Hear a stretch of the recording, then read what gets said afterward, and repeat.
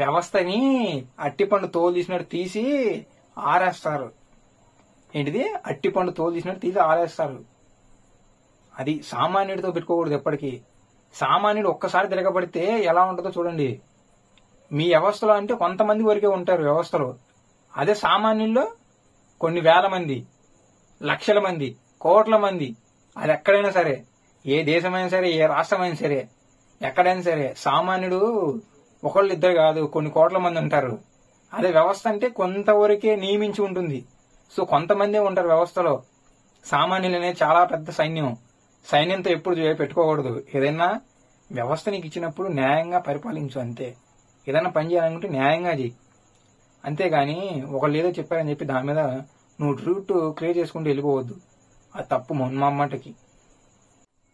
వ్యవస్థని తప్పుదారి పట్టిస్తే ఇప్పుడు సమాజం ఏమవ్వాలి? ఇప్పుడు నువ్వు వ్యవస్థలో ఉన్నప్పుడు మనకు పని చేయాలి. వ్యవస్థలో ఒక యూనిఫామ్ వేసుకున్నప్పుడు దానికి ఒక న్యాయం చేయాలి. ఒక బాధ్యత గల పౌరుడిగా పనిచేయాలి. ఇప్పుడు వ్యవస్థలో ఉండి కూడా నువ్వు తప్పు చేస్తే రేపు సామాన్యుడు తప్పు చేసి నిన్ను ప్రశ్నించడానికి ఏమని చెప్పు? నువ్వు మొన్న చేసావు కదా, నేను ఇప్పుడు చేస్తే తప్పేంటి? నువ్వు యూనిఫామ్ ఉండి వేసుకుని కూడా తప్పు చేసావు. నేను యూనిఫామ్ లేకుండా తప్పు చేసిన నాకేం లెక్కే ఉంది? నువ్వు ఇంకా డిపార్ట్మెంట్లో నీకన్నా కొంచెం ఆలోచిస్తున్నావు. డిపార్ట్మెంట్లో లేను కాబట్టి నా ఇష్టం వచ్చిన నేను చేసుకుంటా అంటే ఇప్పుడు వ్యవస్థలన్నీ ఎక్కడికి వెళ్ళాలి? ఎప్పుడు నీ షెడ్కి వెళ్లాల్సిందే వ్యవస్థలన్నీ. ఒక వ్యవస్థ నియమించినప్పుడు ఆ వ్యవస్థకి ఏ ఏ పని అప్పచెప్పాలో ఆ పని అప్పచెప్పారు. సో మీరు ఆ డ్యూటీస్కి వెళ్ళాలి, ఆ డ్యూటీస్ చేయాలి. అది కాకుండా ఒక రాజకీయ నేత చెప్పేసి ఆ వ్యవస్థ కోసం నేను పరిపాలిస్తా అంటే ఎలా? రాజకీయ నేత కోసం పనిచేస్తారా, అది వ్యవస్థ కోసం పనిచేయాలా? మీకు మేమిచ్చేది మా జీతాలు, అంటే మా కష్టం చేసిన అమౌంట్ మీకు మేము పే చేస్తున్నాం. ఏది? ట్యాక్స్ రూపంలో. మా జీతాలని మీకు ట్యాక్స్ రూపంలో జీతాలుగా ఇస్తున్నాం.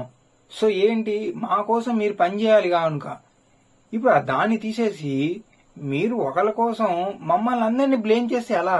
అంటే ప్రజలు అంత అమాయకులా? తెలియదా ప్రజలకి?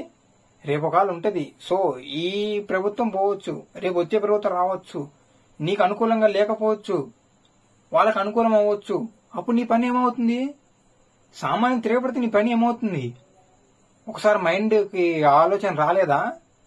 ఇప్పుడు నీ ఇష్టం వచ్చిన చేసుకుంటూ పోతావు. ఈ ప్రభుత్వం నీకు ఇచ్చారబ్బా పర్మిషన్, ఫుల్ రైట్స్, నువ్వు ఏమైనా చేసుకో, దొబ్బు తిను, ఏదైనా చెయ్యి, ఎలాగైనా ఉండు, నాకు ఇంత కావాలని చెప్పేసి వాళ్ళు అడుగుతారు. నువ్వు నీ ఇష్టం వచ్చినట్టు చేస్తావు. రేపు నీకు వికటిచ్చిద్ది అంటే నీకు సెట్ అవ్వదు, వాళ్ళు వస్తారు. అప్పుడు ఏం చేయాలి?